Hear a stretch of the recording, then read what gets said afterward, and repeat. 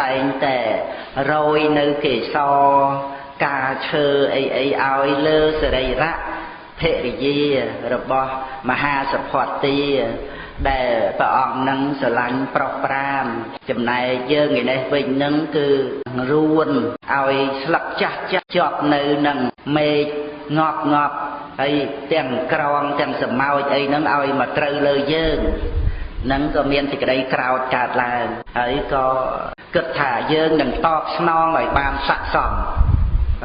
ព្រោះការធ្វើទុកក្នុងចិត្តខុសចឹង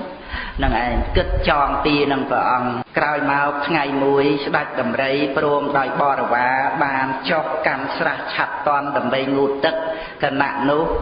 មានដំរីពីរនៅក្មេង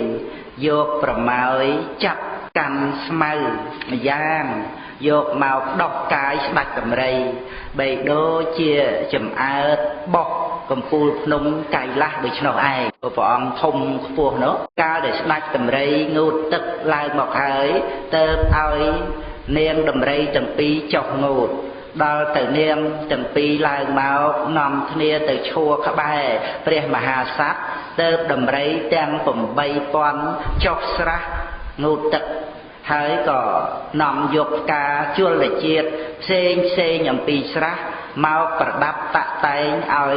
ដល់ព្រះមហាក្សត្រដូចជាប្រដាប់តាក់តែង